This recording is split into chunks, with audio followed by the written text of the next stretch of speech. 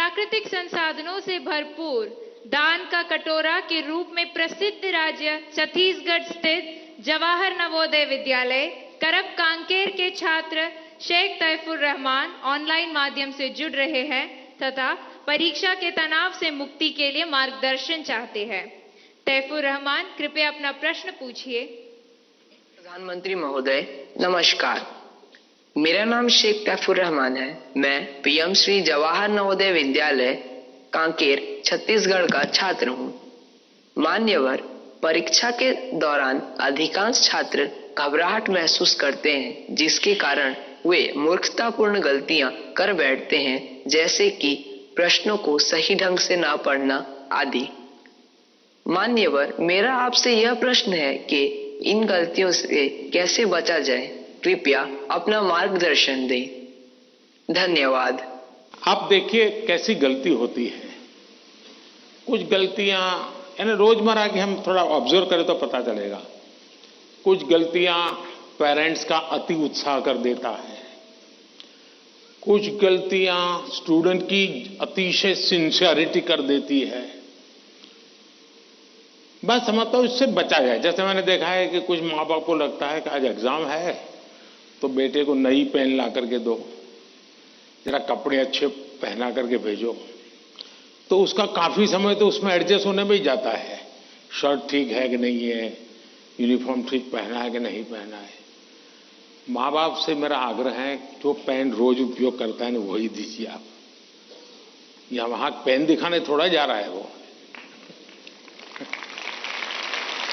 और परीक्षा के समय किसी को फुर्सत नहीं है, आपका बच्चा नया पहन करके आया, पुराना पहन के आया। तो ये साइकी उनको बाहर आना चाहिए। दूसरा, कुछ ऐसी चीजें खिला करके भेजेंगे, तुझे एग्जाम है ये खा के जाओ, एग्जाम है ये खा के जाओ, तो उसको और मुसीबत होती है, जिसका वो कंफर्ट नहीं है। आवश्यकता से अधिक उस दिन खाना, फिर मां कहे अरे तुम्हारा तो एग्जाम सेंटर इतना दूर है, तुम रात आते आते 7 बज जाएगा, ऐसा करो कुछ खा के जाओ, फिर कहेगी कुछ लेके जाओ। उसको वो रेजिस्ट करने लगता है, नहीं मैं नहीं ले जाऊंगा। वहीं से तनाव शुरू हो जाता है, घर से निकलने से पहले हो जाता है। तो मेरी सभी पेरेंट्स से अपेक्षा है और मेरा सुझाव है कि आप उसको अपनी मस्ती में जीने दीजिए। एग्जाम देने जा रहा है तो उत्साह उमंग के साथ चला जाए, बस जो उसकी रोजमर्रा की आदत है वैसा ही रहे वो। फिर जो सिंसियर स्टूडेंट है उनका प्रॉब्लम क्या होता है, दरवाजे तक किताब छोड़ते नहीं, दरवाजे तक।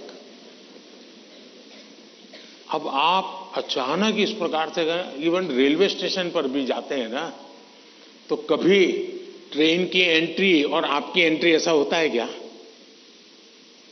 आप 5-10 मिनट पहले जाते हैं, प्लेटफॉर्म पर खड़े रहते हैं, कहाँ आपका डिब्बा आएगा उसका अनुमान लगाते हैं, फिर उस जगह पे जाते हैं, फिर सोचते हैं कि पहले कौन सा लगेज अंदर ले जाऊंगा, फिर कौन सा, यानी मन आपका तुरंत अपने आप को ट्रेन आने से पहले ही सेट करने लग जाता है। वैसे ही आपका जो एग्जामिनेशन हॉल है, हो सकता है वो कोई सुबह से आपके लिए खोल के नहीं रखेंगे, लेकिन 10-15 मिनट पहले तो अलाउ कर ही देते हैं। तो आराम से जैसे ही खुले अंदर पहुंच जाइए और आराम से बैठिए मस्ती से।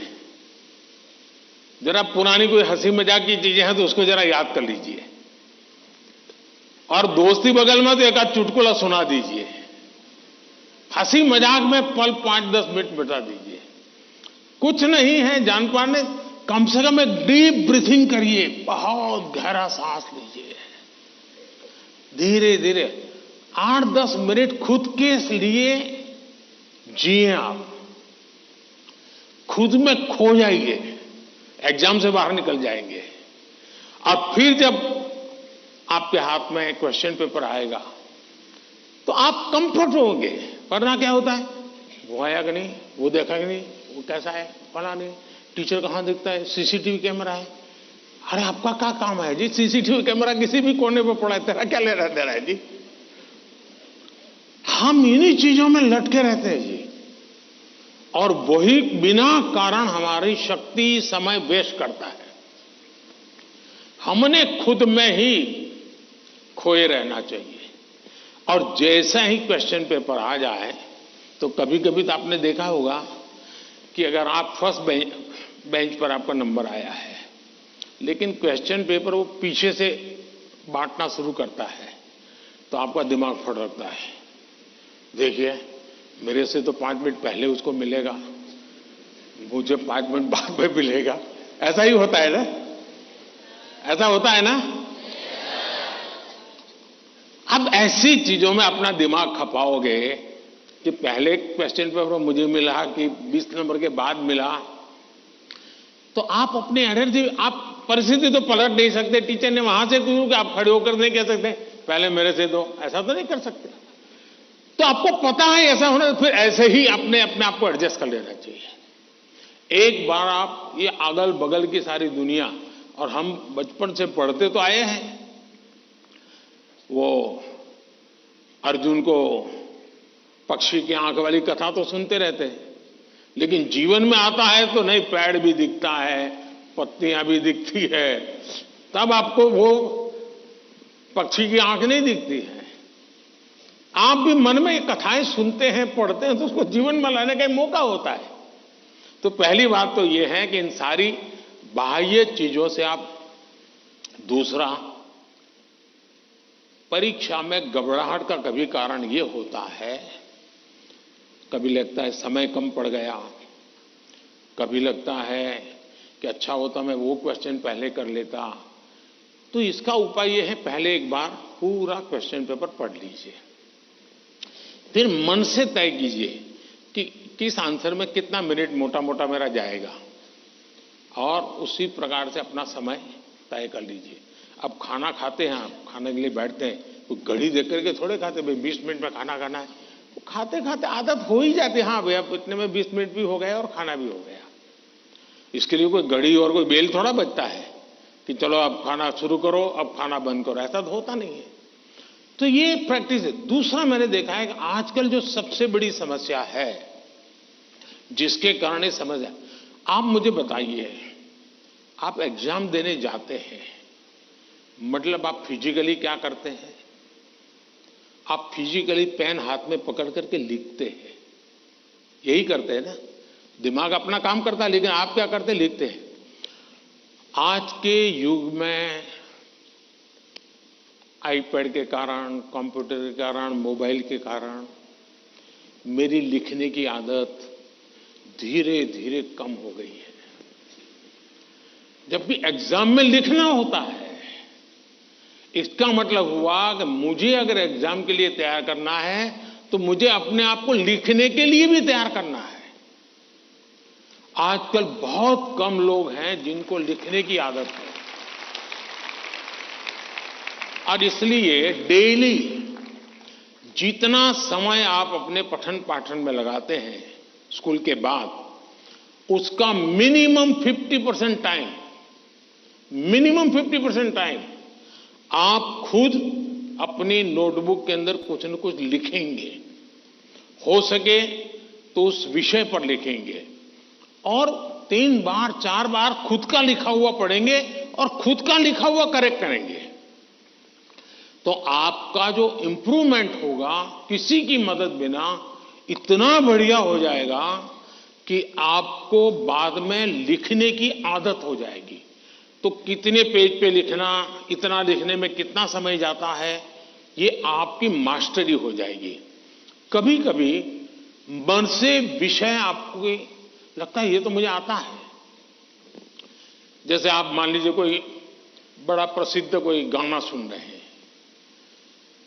गाना बज रहा है, तो आपको लगता है ये गाना तो मुझे आता है, क्योंकि आपने बहुत बार सुना है।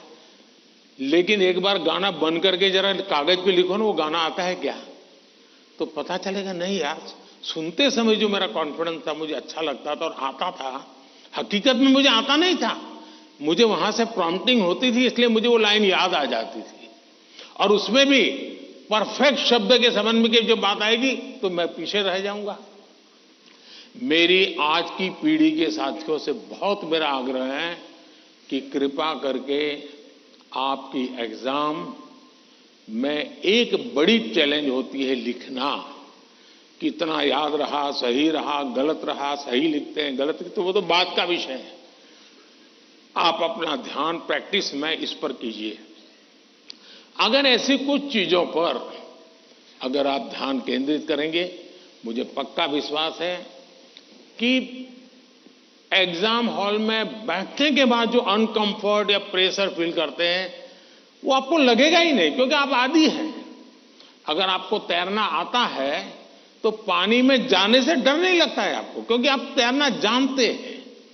आपने किताबों में तैरना ऐसे होता है और आप सोचते हैं हाँ मैं तो पढ़ा था भाई, हाथ पहले ऐसे करते, फिर दूसरा हाथ, फिर तीसरा हाथ, फिर चौथा हाथ, तो फिर आपको लगता है कि हाँ पहले हाथ पैर पैर दिमाग से खप कर लिया, अंदर जाते ही फिर मुसीबत शुरू हो जाती है। लेकिन जिसने पानी में ही प्रैक्टिस शुरू कर दी, उसको कितना ही गहरा पानी क्यों हो, उसको भरोसा होता है मैं पार कर जाऊंगा। और इसलिए प्रैक्टिस बहुत आवश्यक है, लिखने की प्रैक्टिस बहुत आवश्यक है। और लिखना जितना होगा शार्पनेस ज्यादा आएगी, आपके विचारों में भी शार्पनेस आएगी। और अपनी लिखी हुई चीज को 3 बार 4 बार पढ़ के खुद करेक्ट कीजिए।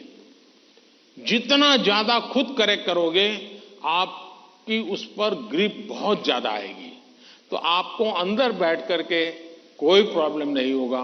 दूसरा, अगल बगल में वो बड़ी स्पीड से लिख रहा है, मैं तो तीसरे क्वेश्चन पे अड़ा हुआ हूं, वो तो 7वें पर चला गया। दिमाग इसमें मत खपाइए बाबा, वो 7 में पहुंचे, 9 में पहुंचे, करे न करे, वो पता नहीं, वो सिनेमा की स्टोरी लिखता होगा। तुम अपने पर भरोसा करो, तुम अपने पर भरोसा करो। अगल बगल में कौन क्या करता है छोड़ो। जितना ज्यादा अपने आप पर फोकस करोगे, उतना ही ज्यादा आपका क्वेश्चन पेपर पर फोकस होगा। जितना ज्यादा क्वेश्चन पेपर पर फोकस होगा, इतना ही आपके आंसर के एक एक शब्द पर हो जाएगा और अल्टीमेटली आपको परिणाम उचित मिल जाएगा। धन्यवाद।